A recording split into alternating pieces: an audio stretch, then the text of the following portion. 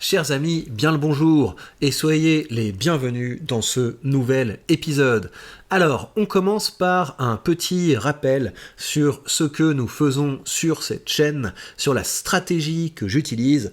Pourquoi ? Eh bien parce que vous êtes une dizaine tous les jours à rejoindre cette chaîne, à vous abonner. Regardez, si on met les stats, les stats sont ici. Là, vous avez les subscribers, donc voilà, il y a des hauts, des bas, etc. Mais vous voyez que sur le mois, il y a 314 personnes qui ont rejoint la chaîne, et ça veut dire qu'une dizaine de personnes rejoignent cette chaîne à peu près tous les jours, et donc ça veut dire que de temps en temps, eh bien, je dois faire un petit point pour expliquer comment ça se passe ici, parce que ici, c'est différent. Cette chaîne, c'est pas du tout une chaîne où je vais faire du conseil, des recommandations, des tops, ce genre de choses. Sur cette chaîne, je partage mon aventure. Je partage mon aventure avec une certaine transparence. Par exemple, là, vous voyez les performances de mon portefeuille. Vous avez la chance d'avoir sur YouTube, dans le YouTube Finance, qui est un milieu qui est quand même plutôt opaque, où vous avez beaucoup de gens qui font miroiter des trucs pour vendre des formations, etc.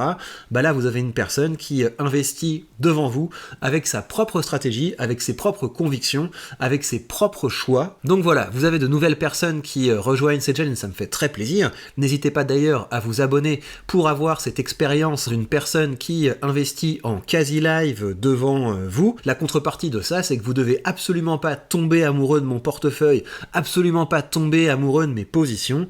Je suis quelqu'un qui avance, je suis quelqu'un qui se forme, je suis quelqu'un qui va avoir une stratégie qui va sans doute évoluer au fur et à mesure. Et je voudrais donc aujourd'hui faire un point sur ma stratégie pour que vous compreniez quelle est la logique qu'il y a derrière. Et évidemment, vous pouvez trouver que cette stratégie est bonne, vous pouvez trouver que cette stratégie est mauvaise. En tout cas, c'est celle que j'ai choisie et comme c'est celle que je suis en ce moment, eh bien, je la présente en toute transparence. Alors, dans mon portefeuille boursier, vous avez trois types de choses. Vous avez d'abord des actions et ces actions, je les ai sélectionnées pour avoir du rendement, pour avoir du dividende, mais parmi ces actions, vous avez différents profils. Vous avez des entreprises avec un dividende de départ qui est élevé, et donc ça, c'est des entreprises qui ont un profil de croissance qui est a priori moins dynamique. Donc c'est des entreprises comme Ares Capital, AXA, Main Street Capital, Realty Income, Total, etc.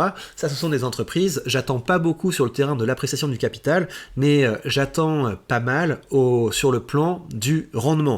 À côté de ça, vous avez des moteurs dans ce portefeuille, donc là, ça va être plutôt les boîtes comme Air Liquide, Apple, Microsoft, dans une moindre mesure, BlackRock et Starbucks. Ça, ce sont des boîtes, j'espère qu'elles vont, ST Microelectronics également, ce sont des boîtes, j'espère qu'elles vont me proposer une belle appréciation du capital. Mais ces entreprises, je les ai également sélectionnées parce qu'elles avaient un dividende et parce qu'elles l'augmentaient de façon vigoureuse, parce que, vous le savez, moi, ce qui m'intéresse dans l'investissement en bourse, c'est ça, c'est d'avoir une belle courbe de dividendes croissant. C'est ça qui m'intéresse et je trouve que c'est un indicateur qui est assez fiable pour savoir si on a de bonnes performances parce qu'une entreprise qui est capable d'augmenter son dividende régulièrement, ça veut dire que cette entreprise est bien gérée, ça veut dire qu'elle dégage du bénéfice. Donc à partir de ce critère de la croissance du dividende, du rythme auquel une entreprise est capable d'augmenter son dividende, ça vous dit quelque chose de la santé financière d'une entreprise. Et c'est pour ça d'ailleurs que la stratégie d'investissement à dividende croissant est une stratégie en bourse qui est tout à fait raisonnable. Donc c'est une stratégie qui performe bien et c'est également une stratégie qui vous donne de la flexibilité parce que par exemple les 356 € que j'ai touchés en dividende pour le mois dernier en septembre, et c'est de l'argent, pour le moment je le réinvestis, mais c'est de l'argent, je peux en disposer. Le jour où j'aurai besoin d'un surplus de revenus passifs, je n'aurai pas à vendre des positions de mon portefeuille, j'aurai simplement à prélever les dividendes au lieu de les réinvestir. Et donc c'est cette flexibilité, c'est cette sécurité que donne un flux continu de revenus passifs qui augmente avec le temps, c'est ça qui fait que j'apprécie cette stratégie. Alors, à côté du stock picking, qui est la partie de mon portefeuille qui performe le mieux, parce que quand vous avez du Apple, quand vous avez du Microsoft, etc., vous avez des moteurs qui embarquent la croissance de votre portefeuille, et donc à chaque creux de marché, j'en profiterai pour renforcer. J'ai à peu près doublé ma position sur Microsoft et à peu près doublé ma position sur Apple quand ça s'était pas mal cassé la figure. J'ai pas chopé le point bas, hein, mais j'ai acheté, je crois, dans cette zone-là, ou peut-être dans cette zone-là, je me souviens plus exactement, mais quand j'ai vu que mes moteurs faiblissaient, bah, je regarde les finances de l'entreprise, je vois que les finances sont stables, et je vais recharger un peu, et c'est ce que je referai à l'avenir. Donc on a ça, de l'autre côté, on a les ETF, et j'ai des ETF qui sont distribuants, et l'objectif également, bah, c'est que ces ETF me permettent d'avoir une certaine perspective d'appréciation de mon capital, mais pour moi les ETF c'est la partie défensive de mon portefeuille. J'investis régulièrement dedans et bah, à terme l'idée c'est que ce sera la plus grosse partie de mon portefeuille parce qu'il y a un moment où j'arrêterai de gérer mon portefeuille activement pour me reposer exclusivement sur ces moteurs. Et donc il y a également une partie beaucoup plus active de mon portefeuille, c'est celle-là, et ça c'est le travail que je fais sur les options. Et donc faire du travail sur les options, ça me permet d'avoir un portefeuille qui est tout à fait stable. Voilà, les positions que j'ai en portefeuille, je pourrais décider de faire des ajustements ici ou là, mais je les aime bien et j'ai envie de les garder sur le long terme. Mais j'ai également envie de profiter de la volatilité et c'est pour ça que je fais des options. Et donc les options que je fais principalement, c'est de la vente de call. Et donc vendre un call, ça veut dire, bah voilà, je passe un contrat. Là, j'ai par exemple un contrat sur Total avec un prix d'exercice à 64, avec une date d'échéance au 20 octobre 2023. J'ai touché de l'argent pour vendre ce contrat et il donne la possibilité à la personne qui est en face de ce contrat de racheter mes actions totales à 64 jusqu'au 20 octobre. Et donc la personne qui a acheté ce contrat, bah, elle se dit, bah voilà, si Total fait 65, 66, c'est intéressant pour moi de les racheter à 64 pour les revendre dans la foulée à 66. Donc vous voyez que le cours de Total ne capitule pas, mais j'ai encore de la marge. Et comme je vous l'ai montré dans la vidéo d'hier, si le cours de Total venait à beaucoup monter et à se rapprocher dangereusement de la ligne des 64, j'ai une possibilité de sortir de cette position en me faisant un petit bénéfice comme je vous l'ai montré dans la vidéo d'hier. Et donc avec cette partie option de mon portefeuille, l'idée c'est que je génère du cash qui arrive ici. Ici vous avez également les dividendes qui arrivent et ce que je fais c'est qu'une fois par mois je réinvestis l'argent que j'ai généré dans la partie ETF de mon portefeuille. Et donc le premier mois où j'ai fait des options, ça m'a rapporté 100 € de plus sur mon portefeuille. Le deuxième mois, ça m'a rapporté 328 € de plus. Le troisième mois, c'était assez impressionnant, ça m'a rapporté 829 € de plus. Et en ce mois d'octobre, j'ai déjà gagné 427 € grâce aux options. Et encore une fois, je rappelle que je ne suis pas sorti de mes positions, c'est-à-dire que le fait de vendre des options, ça me permet tout simplement d'avoir plus d'argent qu'une personne qui aurait simplement Total, qu'une personne qui aurait simplement ST Microelectronics. Je gagne plus d'argent parce que je décide de vendre des contrats sur mes actions. Et donc l'idée c'est que au cours du mois, je vais essayer de maximiser le cash que je reçois pour avoir une cartouche plus importante à réinvestir dans la partie la plus passive de mon portefeuille. Et mon objectif c'est comme ça d'arriver plus rapidement qu'une personne qui n'aurait pas fait cette stratégie vers la liberté financière. Et donc cette stratégie, vous pouvez penser qu'elle est risquée, vous pouvez penser qu'elle est intéressante, c'est absolument vos décisions, c'est votre choix, mais en tout cas, je vais documenter ce parcours devant vous parce que je trouve que c'est original et vous n'avez personne d'autre à ma connaissance dans le YouTube game qui partage une stratégie de ce type, donc pour vous, c'est quelque chose d'assez unique. Et d'ailleurs, ça mérite votre soutien avec un gros pouce et avec un abonnement. Alors, justement, on va regarder si on n'a pas un petit billet à se faire pour augmenter la partie cash que nous avons dans ce portefeuille. Je vais regarder d'abord sur la chaîne d'options AXA et je vais voir s'il n'y a pas un petit billet à se faire avec l'échéance d'octobre. C'est pas très intéressant hein. En général, quand vous avez les cours de l'action qui sont dans le rouge, les primes que vous avez sur les calls sont pas très intéressantes. On va regarder côté put s'il y avait quelque chose à faire. Donc on imagine, là vous avez des prix qui sont un petit peu plus intéressants. Ouais, mais c'est gagner 18 balles avec une perspective quand même assez forte que l'option retombe à ce niveau-là. Non, AXA, c'est pas intéressant. On va voir s'il y a quelque chose à se faire sur Michelin. Michelin qui est pour le coup est dans le vert, donc on aura peut-être des primes qui sont plus intéressantes. Donc 30, ouais mais 30 on est quand même assez proche de ça. Ouais, c'est pareil, c'est pas très intéressant. C'est pas très intéressant les options qu'on pourrait faire à cette échéance. Si on regarde le mois de novembre, est-ce qu'il y aurait quelque chose de plus intéressant? Pour le mois de novembre, c'est déjà plus intéressant. Si on se mettait l'option à 31, on va voir à combien on pourrait la vendre. On va essayer à 0,37. Et là, c'est passé. Donc, qu'est-ce qu'on a fait ?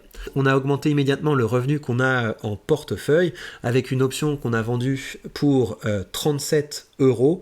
Alors, à quoi nous engage ce contrat ? À vendre 100 actions Michelin au prix de 31 euros si ça venait à dépasser 31 euros pour le 17 novembre, et on va se couvrir à présent parce que l'objectif c'est de pas se manger une perte illimitée, parce que voilà, moi j'en sais rien, si Michelin décide d'aller à 40 euros, j'ai pas envie de me retrouver dans une situation où je vais devoir racheter des actions à 40 euros pour les revendre à 31. Et donc pour se couvrir, on va également acheter l'option Michelin qui était à 34, et donc ce que ça veut dire c'est que dans le pire des cas je perds la différence entre 31 et 34. Je fais ça pour me couvrir parce qu'on sait jamais, je sais pas moi, Goodyear décide d'acheter Michelin pour 40 euros et du jour au lendemain on se retrouve comme ça avec quelque chose d'imprévu.